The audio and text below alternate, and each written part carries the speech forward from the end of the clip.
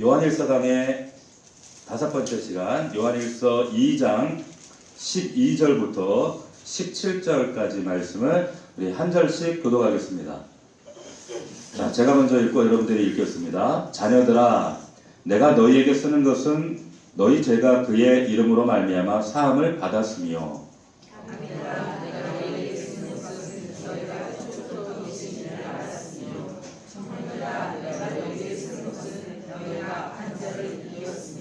아이들아, 내가 너희에게 쓴 것은 너희가 아버지를 알았으며, 아비들아, 내가 너희에게 쓴 것은 너희가 태초부터 계신 이를 알았으며, 청년들아, 내가 너희에게 쓴 것은 너희가 강하고 하나님의 말씀이 너희 안에 거하시며 너희가 흉악한 자를 이기었으니라.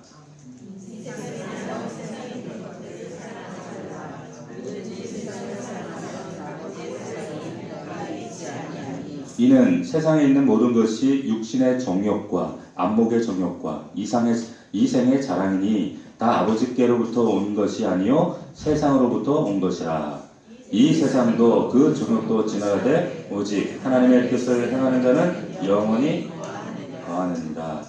아멘. 성장하고 성숙하십시오. 이와 같은 제목으로 하나님 말씀 함께 은혜를 나누겠습니다.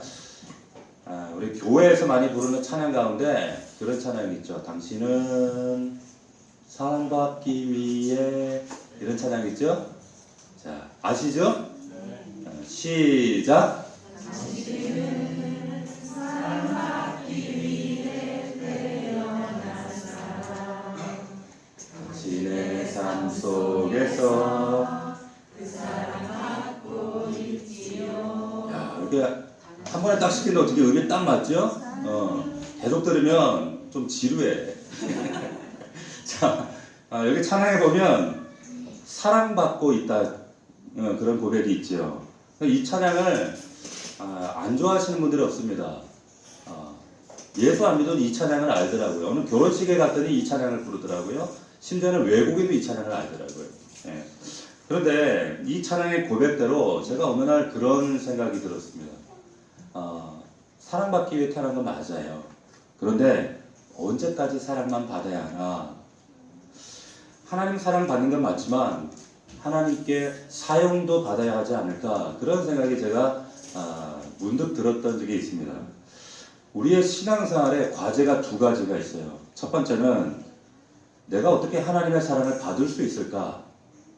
두 번째는 어떻게 하면 그 하나님의 사랑에 반응해서 하나님 손에 거룩한 도구로 사용받을 수 있을까? 사랑하고 사용받을까? 그러나 제가 누차 말씀드리지만 강조하지만 사랑이 먼저입니다. 어떤 하나님 앞에 내가 열심을 다하고 성심을 다하고 뭔가 정성을 다하는 것, 과업이 먼저가 아니라 사랑의 관계가 먼저다. 제가 누차 그런 말씀을 드린 적이 있습니다. 제가 좋아하는 말씀 가운데 이사야 42장 3절에 보면 그런 말씀이 있어요. 상한 갈대를 꺾지 아니하시며 꺼져가는 등불을 끄지 아니하시고. 상한 갈대도 꺾지 않으세요. 꺼져가는데도 그걸 끄지 않으세요. 자, 이게 무슨 말입니까? 상한 갈대 그게 뭐 그렇게 대단하겠어요. 꺼져가는 등불이 그 심지를 보면서 뭐 그런 애착이 가겠습니까? 그런데 하나님은 그것까지도 불쌍히 여기시고 사랑하신다는 거예요.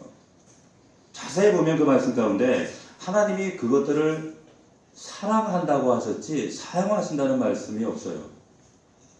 상한 갈대 사랑할 수 있습니다. 근데 상한 갈대를 가지고 뭐 집을 짓겠습니까? 뭘 하겠어요?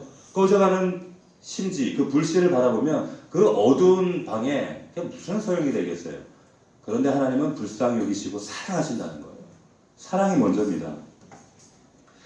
자, 우리가 교회에 처음 나와서 하나님을 믿기 시작하면 오랫동안 믿는 분도 계시고 이제 막 신앙생활 하시는 분들도 있습니다. 그런데 우리가 처음에 가장 중요한 것은 그 사랑을 경험하는 것이 중요해요. 하지만 시간이 가면 갈수록 사랑만 받는 그런 조조가 되면 안 되죠. 사랑받고 또 하나님 손에 거룩하게 사용이 되어져야 됩니다. 평생 주의 사랑, 주의 은혜만 이러다가 볼일 끝나면 안 되잖아요. 또 하나님 손에 붙들려 사용을 받아야 돼요. 당신을 사랑받기 위해 태어난 사람, 하지만 또 한편으로는 당신은 거룩하게 사용받기 위해 태어난 사람, 그게 저와 여러분인 줄로 믿으시길 바랍니다. 사용도 받아야 돼요. 자, 그러면 어떻게 해야 되는가? 자라야 돼요. 성장해야 돼요. 성숙되어야 돼요. 그래야 하나님이 쓰실 수가 있어요. 자라야 쓰임받고 성숙돼야, 때가 돼야 하나님 손에 붙들림 될 수가 있습니다. 어떻게 그러면 우리가 자라고 성장할 수 있는가? 오늘 말씀이 그것을 우리에게 가르치고 있는데, 영적 성장의 과정들을 가만히 오늘 단계별로 이렇게 설명을 해놨습니다. 근데 각 단계마다 특징이 있어요. 보면 아이 단계, 청년 단계, 그리고 아버지 단계, 아비의 단계, 각 단계가 있는데 그 성장 원리를 가만히 보게 되면 자동적으로 자라지 않습니다. 그리고 한꺼번에 자라지도 않아요. 반드시 단계가 있어요. 그러나 중요한 것은 뭐냐? 육신의 성장은 10대, 20대, 30대 이렇게 기간이 정해져 있는데 영적 성장은 그런 기간이 없어요. 먼저 된 자가 나중 될 수도 있고 나중 된 자가 먼저 될 수도 있어요. 경륜 20년, 30년 모태신앙 중요하지 않습니다. 오히려 하나님 앞에 1년 예수 믿은 사람들이 신실하게 하나님의 관계 안에 첫 단추를 잘 끼우면 40년 믿은 사람보다도 훨씬 믿음이 성숙되어 있다는 것 제가 현장에서 경험합니다. 경륜 잘하는 거 아무것도 없어요. 자, 여러분 성장하길 원하십니까? 원하세요? 성장을 갈망하셔야 돼요. 세상으로나 영적으로 성장하는 사람들의 특징을 가만히 보면 자신의 성장과 성숙을 간절히 원하는 사람들이 성장하게 되어 있어요. 그냥 뭐 때가 되면 뭐 주님 알아서 하시겠지? 안 그래요. 전혀 그렇지 않습니다. 오늘 말씀해 보면 첫 단계가 나와요. 12절 말씀 보겠습니다. 첫 단계 자녀들아, 아이들아, 이 단계. 우리 12절 말씀 다시 한번 읽어봅시다. 시작. 자녀들아.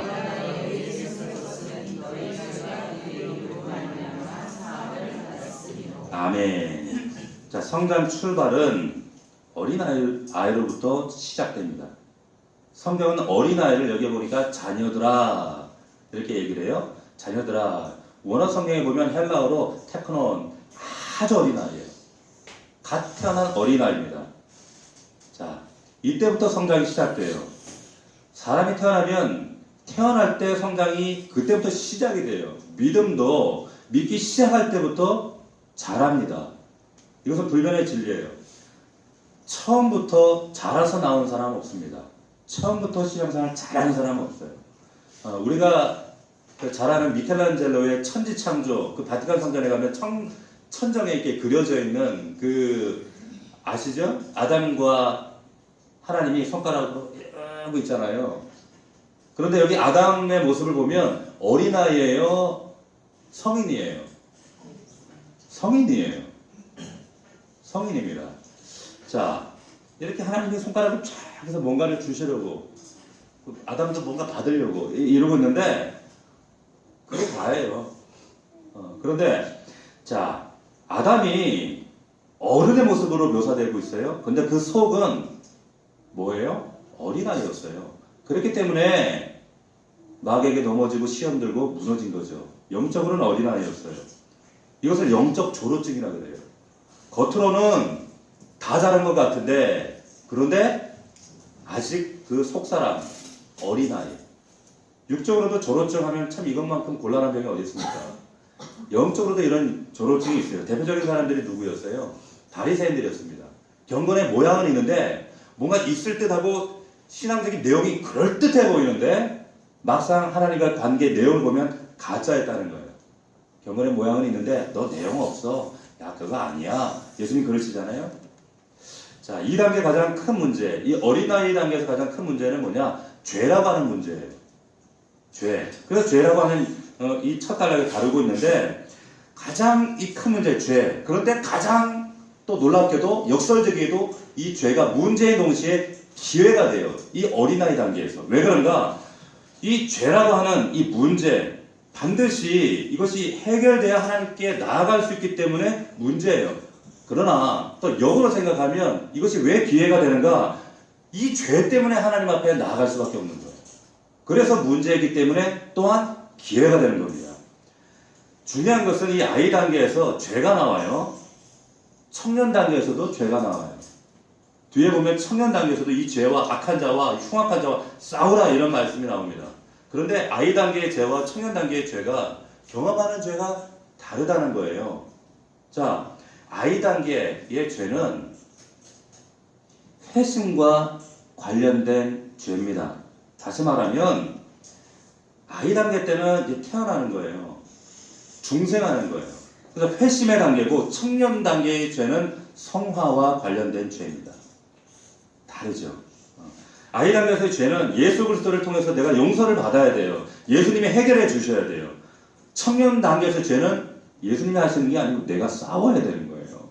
물론 예수 그리스도의 힘과 또 그분 앞에 내 죄를 자복하는 이런 과정들이 평생의 삶 가운데 이루어지지만 그 죄에 대해서 싸우는 주체는 내가 싸우는 겁니다.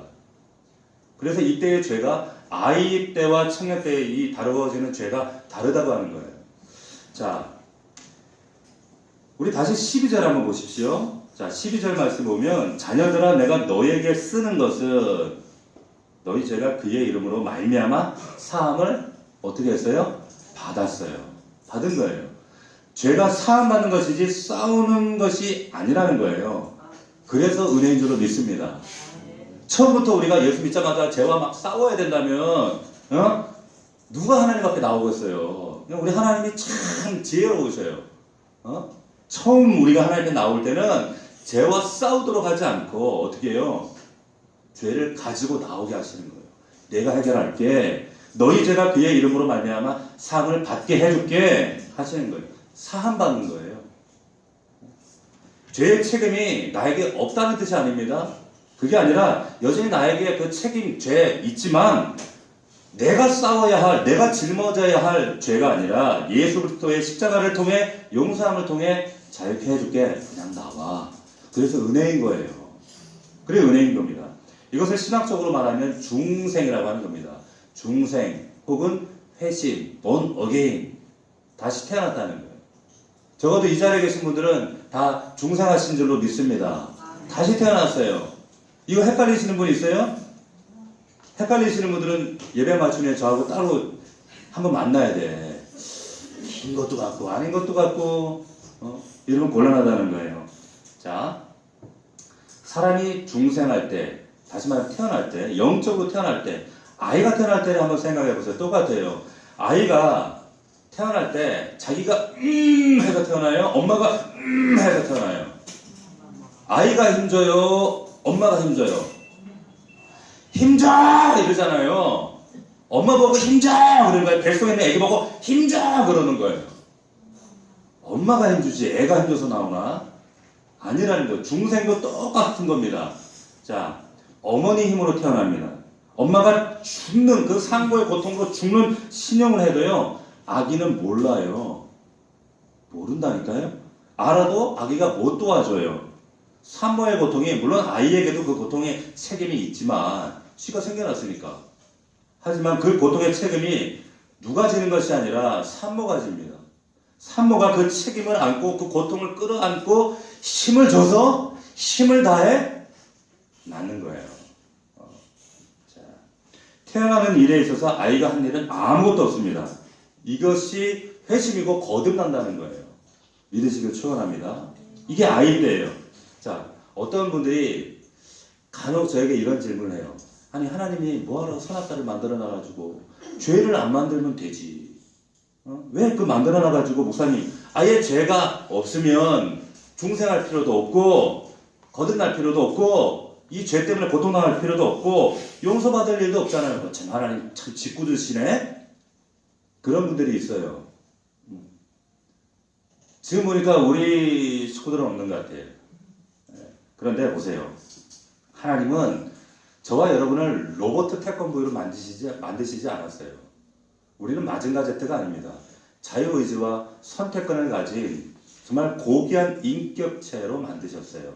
그 말은 자, 죄가 우리가 볼 때는 그것이 미흡한 것, 결격사유, 모자란 것, 부족한 것. 근데 하나님이 보실 때 죄라고 하는 것은 너 거짓말했지, 너 사기쳤지, 너 간음했지 이걸 죄라고 말씀하시는 것이 아니라 우리 안에 인격체 안에 그럼에도 불구하고 그 자유 안에 우리 안에 숨어 있는 하나님을 향한 반역성이에요. 반역성. 의도적인 반역성. 이걸 성경에서는 죄라고 하는 겁니다. 이 죄가 뭐냐? 내가 주인 되고자 하는 거예요. 내가 왕이야. 내가 왕이야. 내가 주인이야. 내 인생에 주먹만 있으면 돼. 돈만 있으면 돼. 돈만 믿으면 돼. 내 뜻대로, 내 생각대로 안 되는 거 세상에 없어. 그거예요. 하나님 자리를 내가 대신한 거예요. 성경에서는 이것을 죄라고 하는 거예요. 이 죄가 내가 해결한다고 되어집니까? 안 돼요. 고쳐진다고 고쳐져요? 안 고쳐져요. 이 죄는 용서받아야 해결되는 문제예요. 그래서 은혜라고 하는 거예요. 내가 할 수 있는 게 아무것도 없습니다. 자, 여러분들에게 제가 질문할게요. 여러분들에게 참 생각해 보세요. 죄가 많아야 죄가 많다고 여기는 사람, 나는 죄가 없어. 그래도 내가 얼마나 그래도 양심적으로 도덕적으로 살았는데, 죄가 없다고 여기는 사람 중에 전자 후자 중에 하나님께 나오기 쉬운 사람이 누굴까요? 잘 들으세요. 자신의 죄가 많다고 여기는 사람, 나는 죄가 없다고 여기는 사람, 둘 중에 하나님 앞에 나오기 뒤에의 질문의 포인트 잘 들으셔야 돼요. 누가 하나님께 나오기가 쉬울까요? 없다고 생각하는 사람. 자, 보세요. 옛날에 우리가 잘 아는 탈무드에 보면 한 사람이 굴뚝에 들어가서 청소를 하고 나왔어요. 얼굴이 새까매졌어요. 다른 한 사람은 안 들어가고 그 사람은 보니까 얼굴이 하얘요. 자, 두 사람 중에 누가 세수하러 갔을까요? 네? 까만 사람이 갈까요? 하얀 사람이 갈까요? 네? 네? 네? 하얀 사람이 가는 거예요. 왜 그럴까요? 네? 상대방 얼굴 보니까 새까맣거든. 그러니까 나도 새까맣구나. 그래서 까만 사람이 하얀 사람 보니까 나도 하얗구나. 까만 사람은 안 가요. 근데 하얀 사람은 도리어 세수하러 갑니다. 자, 누가 하나님 앞에 나옵니까? 자기가 죄인인 줄 아는 사람, 죄가 많다고 여기는 사람이 하나님 앞에 나오게 되어 있어요. 참 신기합니다. 하나님 앞에 나오면 그런 자신의 정체성을 깨닫게 돼요. 자, 이 단계에서 중요한 것은 죄를 무서워하는 게, 숨기는 게 중요한 게 아니에요. 숨기는 것 자체를 두려워하셔야 돼요. 이때의 단계입니다. 어차피 저나 여러분이나 우리 다 얼굴 새까매요. 모든 사람이 죄를 범하였으면 하나님의 영광을 이루지 못하는 거예요. 도찐 개찐이에요. 뭘 거룩한 채, 도덕적 의로운 채 아니에요. 그러나 우리는 죄인인 걸 깨닫고 인정한 분량만큼 하나님께 나아가게 되어 있는 거예요. 그런 자를 하나님 찾으신다는 겁니다. 이게 기독교의 신비자 진리입니다. 자, 존 보년이 쓴 철로 역정이라고 하는 참 기독교 이 성경담으로 많이 읽혀졌다고 하는데 요즘에는 많이 안 읽는 것 같아요. 근데 이 책의 초반부에 보면 이런 얘기가 나옵니다. 크리스찬이, 이 주인공이 무거운 짐을 어깨에 짊어지고 이제 여정을 가요. 길을 가는데 얼마 있다가 이름이 유약이에요. 유약. 연약한 유약이라는 사람이, 이 사람은 짐이 없어요. 함께 따라 나섭니다. 한참을 가는데 이 무거운 짐이 있으니까 이 크리스찬이 못 쫓아가는 거예요. 야, 빨리 와. 너 뭐 그 짐 메고 낑낑거리고 있어. 빨리 오라니까. 제쳐봬도 못 갑니다. 근데 얼마 있다가 절망이라고 하는 늪을 만나요. 두 사람이 함께 빠졌어요. 근데 이때 유아기가 실망해서, 야, 이거 뭐 이 늪도 있고 이거 뭐 보통 힘든 게 아니네. 그래가지고 뭐 짐도 없고 내가 굳이 뭐 떠나야 될 이유도 없고 돌아가 버렸어요. 근데 크리스찬은 이 무거운 짐을 언젠가는 목적이 그거였어요. 이 짐을 어디인가 내려놔야 하기 때문에 내려놔야 돼. 그래서 계속적으로 나갑니다. 결국에 무거운 짐을 어디다 내려놓는가? 십자가 언덕이라는 곳에 내려놔요. 자유해져요. 참 기쁨을 누립니다. 자, 근데 여기 이 내용에 보면 참 우리가 생각할 때는 짐이 없는 이 유학이라고 하는 이 존재가 늪에 빠졌을지라도 몸이 가벼우니까 더 나가야 되는데 유아기가 안 가고 그 무거운 짐을 끙끙거리면서 이 크리스찬이 나아가게 되는 거예요. 결과가 반대예요. 뭘 말하는 겁니까? 죄가 없다고 여기는 사람은요, 절대 신앙생활을 할 수가 없어요. 내가 하나님 앞에 나의 한계와 나의 죄됨과 나의 곤고함과 연약함을 날마다 낙심하라는 뜻이 아니에요. 그 안에서 그렇기 때문에 나에게 예수 그리스도가 십자가가 필요하구나. 그래서 하나님을 붙잡게 되는 거예요. 그 은혜가 있길 주의 이름으로 축원합니다. 죄가 없다는 사람은요, 내가 어렵다고 하는 사람들은요, 그래서 툭하면 돌아가요. 이 찰력전처럼 툭하면 시험 들고 툭하면 넘어지고. 12절 말씀, 너희 죄가 사함을 받았으며 받았어요. 이 죄 사함이 필요한 거예요.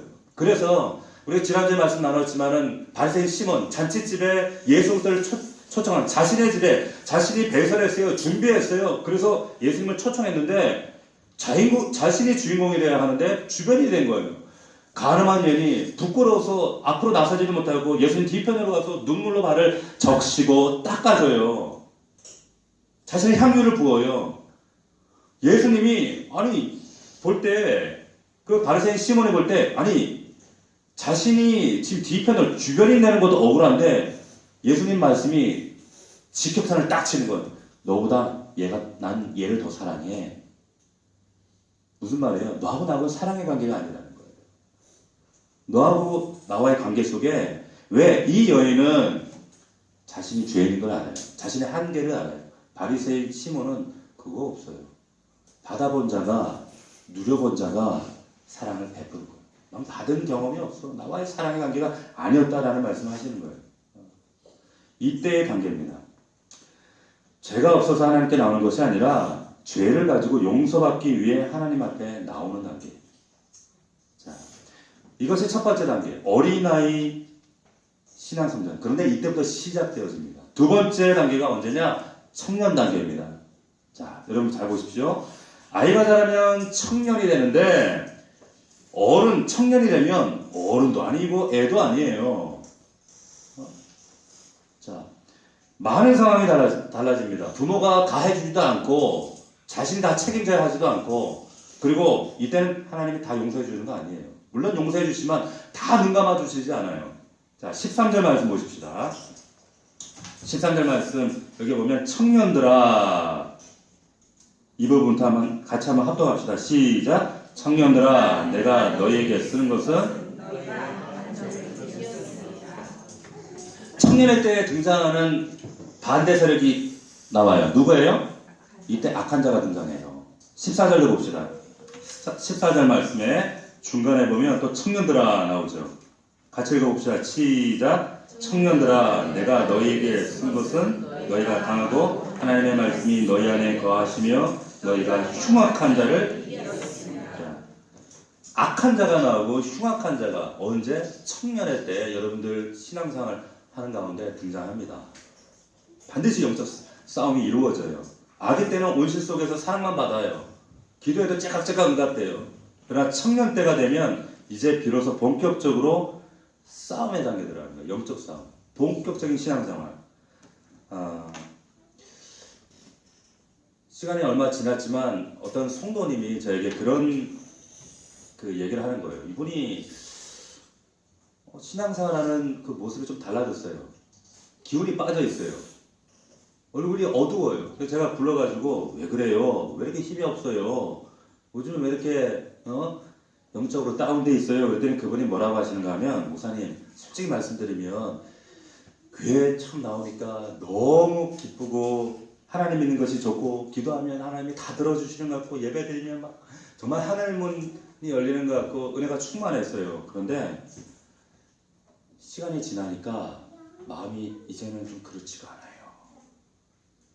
그러시는 거예요. 그러면서 생각지 않았던 이런저런 문제도 닥치고 또 하는 일도 자꾸 어려운 일이 생기고 무엇보다도요. 제 마음이 힘들어요. 기도가 안 돼요. 더군다나 자꾸 의심이 들어요. 그러면서 목사님 제 믿음이 지금 문제죠? 제가 믿음이 없어서 그렇죠? 그런 얘기를 하셔요. 제가 그런 말씀 드렸어요. 믿음이 없어서 그런 것이 아니라 믿음이 생겨서 그런 거예요. 그런 말씀 드렸어요. 믿음이 없어서 그런 게 아니에요. 처음 교회 나오면 어린아이 믿음이니까 부모가 처음에는 아이에게 못 들어줄 게 없어요. 다 들어주세요. 모든 공동체와 식구들과 하늘에 있는 천사까지 하나님도 온전히. 그런데 이제 조금 자라면 청년 때가 되면 스스로 해야 돼요. 무조건 업어주지 않아요. 안아주지 않아요. 스스로 이겨야 돼요. 싸워야 돼요. 이 단계에서 가장 중요한 게 뭐냐면 낙심하면 안 되는 거예요. 사단이 이걸 노려요. 계속적으로 우리의 마음을 무너뜨립니다. 싸워야 하고 말씀과 기도로. 그래서 영적 훈련이 이때부터 본격적으로 다리의 근육도 팔다리의 근육도 이때 생겨요. 자, 여러분 중에도 이런 분들이 계실 거예요. 중요한 것은 말씀드렸지만 믿음이 없어서 그런 것이 아니라 믿음이 생겨서 그런 것이다. 시작. 믿음이 생기니까 그런 거예요. 당연한 거예요. 오히려 청년 단계에 이르렀기 때문에 할렐루야, 축복할 일이에요. 감사할 일인 거예요. 자, 청년 단계에서 가장 중요한 게 뭡니까? 앞에 우리가 읽었던 대로 이기는 거. 이기려면 어떻게 돼요? 싸워야 되는 거예요. 싸우는 거예요. 흉악한 자, 악한 자. 청년들아, 너희가 악한 자를 이겼음이니라. 싸기 위해 제일 중요한 게 뭔가 하면 훈련하는 겁니다.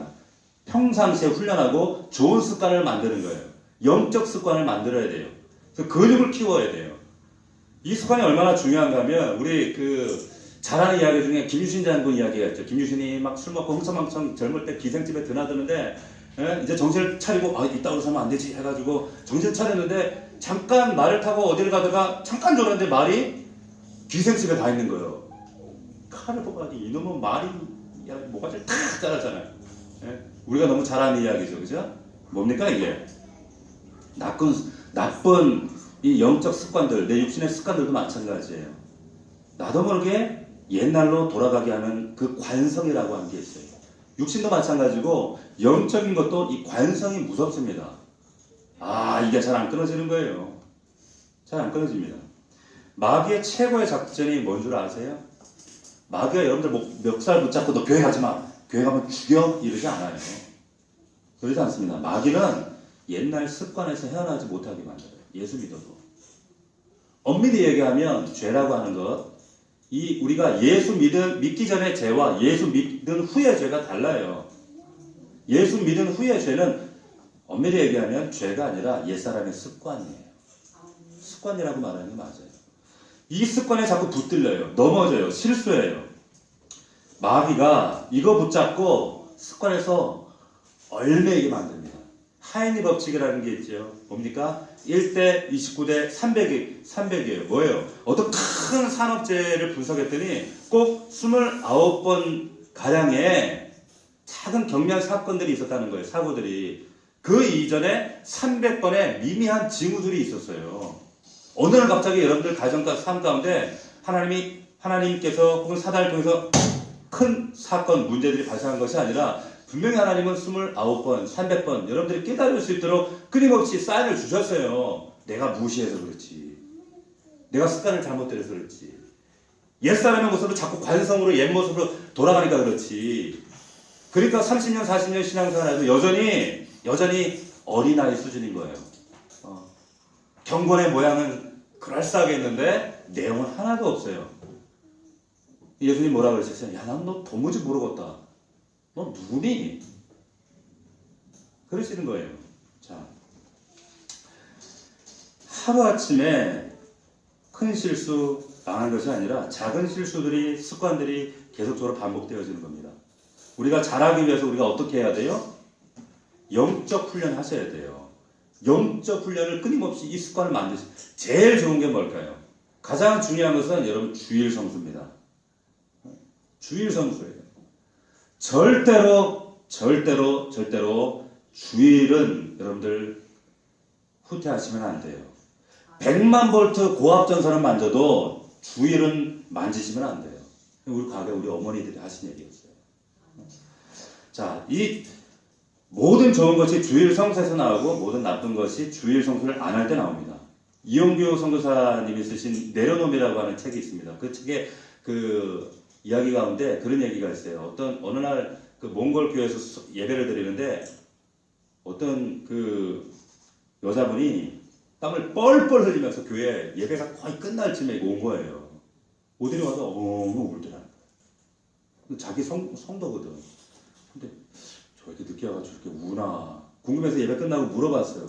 왜 그래요? 왜 그랬어요? 왜 늦게 왔고 왜 그렇게 또 울어요? 그랬더니 이분이 선교사님 죄송해요. 제가 양하고 소 키우는데 글쎄 내가 오늘이 주일인지도 모르고 밖에 꼴매기로 나갔다가 어머나 오늘 주일이네 생각해가지고 이렇게 달려온 거예요. 그래서 회개하고 너무 죄송해서 울었어요. 이 습관이 무서운 거예요. 습관이 무서운 거예요. 이 선교사님이 양하고 소는 어떻게 했어요? 어떻게 하겠냐? 들에 놔두고 왔지요. 그러더라는 거예요. 주일 성수는 이겁니다. 주일 성수라고 하는 것은 모든 걸 뒤로 하고 하나님 앞에 뛰쳐나오는 거예요. 양과 소는 어떻게 해요? 목사님 참 세상 물정 모르시네. 그 양과 소는 하나님 책임져 주세요. 책임져 주신다는 이 믿음으로 우리가 세상 가운데 고백하는 사람들이 우리 믿음의 사람들입니다. 아멘이십니까? 주일 성수는 건드리면 안 돼요. 주일 성수뿐만 아니에요. 11조 하나님의 물질, 시간, 하나님의 시간 구별하는 거 중요한 거예요. 우리의 거룩한 습관들. 자, 교인들을 만나면 내가 먼저 인사하는 거, 친절히 내가 먼저 인사하는 거, 항상 주님의 그 예수 그리스도의 평온한 온유하신 얼굴로 내가 먼저 다가가는 거.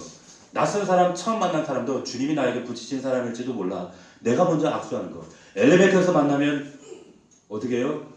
이게 아니라 어떻게 해요?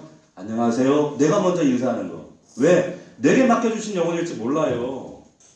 내가 그 영혼을 붙잡아야 될 내게 허락하신 영혼일지 몰라요. 하루에 눈 뜨면 기지개 펴고 혼자 막 엎드려가 요가를 하고 필라테스를 하고 생쇼를 하면서 자신 건강에 대한 그 기억은 하지만 일어나자마자 엎드려서 아버지 그 찾는 습관 그게 첫 번째예요. 매일매일 하나님 말씀 복상하면서 이 말씀으로 오늘 한 날 내가 씨름하겠습니다. 한 주간도 승리하겠습니다. 전에는 내 기도, 내 자녀 그런데 기도하면 우리 사랑하는 식구들을 위해서 이웃들을 위해서 나라와 민족을 위해서 하는 이 기도하는 습관 선교사님을 위해서 하는 기도하는 습관 이게 하루아침에 되나요? 안 되는 거예요. 거룩한 훈련 이것이 영적인 훈련과 습관을 통해서 우리를 청년의 근육으로 견고하게 만드는 줄로 믿으시길 축원합니다. 자 13절 뒷부분에 청년들아 우리 다시 한번 봅시다. 같이 읽어봅시다. 시작. 청년들아 내가 너희에게 쓰는 것은 너희가 악한 자를 이겼습니다. 악한 자를 이기는 거 어쩌다 이기는 게 아니에요. 오랫동안 훈련하고 습관하고 쌓여서 이기는 거지. 처음부터 이겨요? 그렇지 않다는 겁니다.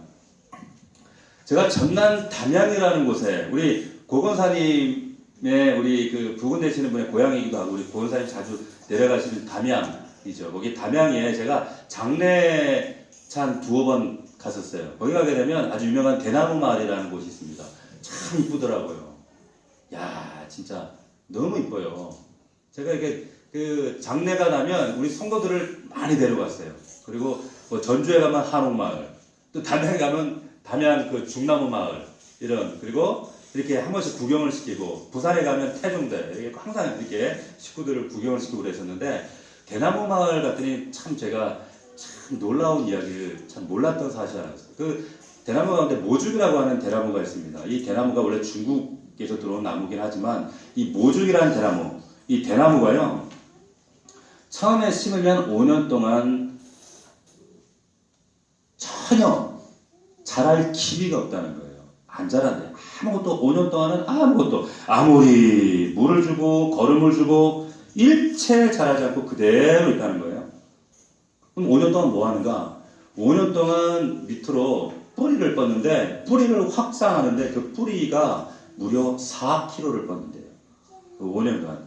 그 5년째가 되면 이제 요만한 한 20cm에서 30cm 대나무 그 순이 올라오는데 이 순이 2주 만에 25m로 자란답니다. 참 놀라지도 않아요. 별로 놀라지도 않아. 뭐 자기가 자라는 것도 아니고 지가 잘하는데 뭐 그러면서 청년 때가 이때와 같은 거예요. 청년 때는 별로 잘하는 건지 맨날 이렇게 혈기만 왕성해가지고 이랬다 저랬다. 그런데 그때는 말씀으로 기도로 뿌리를 삽기로치 쫙쫙쫙쫙 악한 자를 이기고 돌파하고 돌도 깨고 뿌리로 쫙 뻗어나가는 기간이에요. 어느 순간 순이 올라와요. 청년 때가 이와 같아요. 아브라함도 25년 기다렸어요. 야곱도 하나에서 20년을 씨름했어요. 모세도 마찬가지였어요. 이때는 포기하지 않고 끝까지 가는 거예요. 말씀으로 기도하고 성령으로 싸워 승리하는 기간. 이때가 청년 때입니다. 믿으시길 축원합니다. 자, 여러분들은 어느 때인가? 마지막 단계, 아버지 단계입니다. 아버지 단계는 자 13절 첫 부분 보십시오. 자 2장 13절 우리 첫 부분 아비들아 같이 읽습니다. 시작. 아비들아.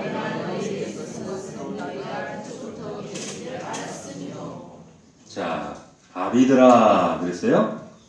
영적 성장 마지막 단계 아버지인데 자 우리 한번 질문해 봅시다. 아버지하고 청년하고 차이점이 뭘까요? 누굴 아버지라 그래요? 자 여기 아버지들 계시잖아요. 어떤 사람을 아버지라 그래요? 예? 애가 있어야 아비예요. 뭐 성숙해야 합니다. 뭐 그게 아니라 아비라고 하는 것은 애를 낳은 사람을 아버지라고 하는 거예요. 무슨 말이에요? 청년 때는 악한 자와 흉악한 자 싸워요. 죄에 대해서 민감해요. 그런데 오로지 관심이 자기에게만 집중되어 있어요. 근데 아비 때가 되어지면 이제 다른 영혼들이 보입니다. 영혼들을 전도하고요. 자신에게 집중되었던 마음이 다른 사람에게 가는 거예요. 교회 안에서 우리가 가만히 보게 되면 아 청년이구나 아비구나 라고 하는 것을 단박에 알 수 있는 거예요. 이 아비들의 특징이 뭡니까? 여기 말씀해 보니까 태초부터 계신 일을 알아요. 말씀드렸습니다. 지식적인 습득이 아니라고 했어요. 1+1은 2야. 습득이 아니라 하나님을 사랑의 관계를 통해서 체험으로 체득되어진 알미라고 하는 거예요. 이때가 아비 단계예요. 아버지의 방, 아비의 단계. 아버지의 특징을 봅시다. 17절 말씀입니다. 17절 말씀 봅시다. 같이 읽어봅시다. 시작. 이 세상도 그 정욕도 지나가되 오직 하나님의 뜻을 행하는 자는 영원히 거하느니라. 아비의 특징은 세상에 관심 없어요. 어디에 관심 있습니까?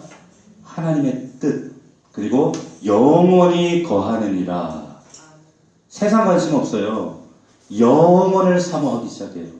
영원에 초점이 가 있어요. 믿으십니까? 영원을 사모하시길 축원합니다. 세상 것들요, 내가 자랑했던 것들요, 유치해요. 저런 것들 때문에 내가 그렇게 목에 힘주고 다녔네. 창피해요. 너무 부끄러워요. 몇 년 전에 그 옥스퍼드 대학 출판부에서 인명사전을 발간했는데 꽤 된 일입니다. 거기 이름에 윌렉스 하틀리라고 하는 사람 이름이 새롭게 올라갔어요. 이 사람이 누군가 하면 그 타이타닉이 침몰할 때 마지막까지 7명의 사람들과 함께 바이올린을 연주해서 우리 영화 보셨죠? 7명의 사람들과 함께 3시간 동안 연주를 했던 사람, 그 사람이 이 윌렉스 하틀리라고 하는 사람입니다. 이 사람이 옥스퍼드 사전에 인명사전에 이름이 올라가 있어요. 자, 그때 이 하틀리가 연주했던 곡이 여러분 뭔지 기억나세요? 그 찬송이 338장이에요. 내 주를 가까이 하게 함은 십자가 짐 같은 고생이라. 내 일생 이쯤 되면 같이 불러야지. 늘 찬송하면서 주께로 나가기 원합니다.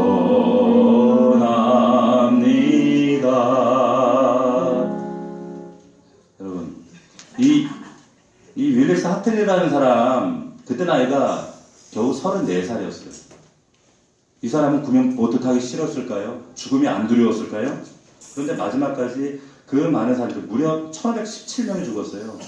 그런데 구명보트에 태울 수 있는 사람만큼 끝까지, 그런데 요동하지 않고 바이올린을 키면서 이 찬송을 불렀습니다. 그 비결이 뭘까요? 이 비결이 영혼을 사모하는 마음이에요. 아비의 마음이에요. 신앙 성숙의 최고봉, 아비 된 사람들 영혼에 집중합니다. 눈앞에 보이는 이 현실, 두려움, 죽음, 이거 요동하지 않아요.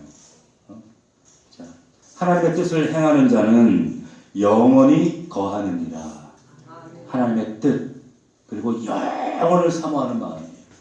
이게 영적인 아비입니다. 영혼을 사모하는 아비가 세상, 쾌락, 세상에 이런 짜잘한 돈, 여기에 초점 갈까요? 마음이 갈까요? 영원만, 주님만 바라보는 거예요. 이게 아비입니다. 아비가 되시길 축원합니다. 에베소서 4장 13절 말씀에 보면 우리가 다 하나님의 아들을 믿는 것과 아는 일이 하나가 돼요. 여기다 아는 것이 하나가 된다 그랬어요. 온전한 사람을 이루어 그리스도의 장성한 분량, 충만한 데까지 이르러야 한다. 그리스도의 장성한 분량, 아비의 분량이에요. 그리스도의 장성한 분량이 뭐냐?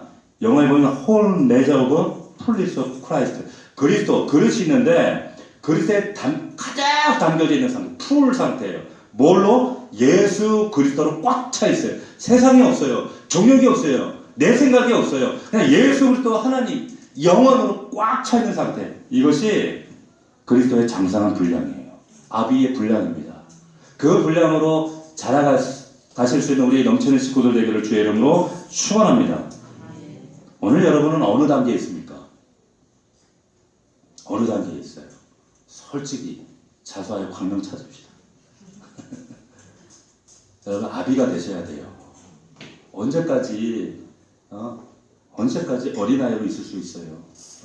장성한 분량까지 될 때, 그럴 때에 하나님께서 우리를 사용하십니다. 사랑만 받을 수 없잖아요. 사용받아야죠. 그런 저와 여러분들의 얘기를 주의 이름으로 축원합니다. 기도합시다.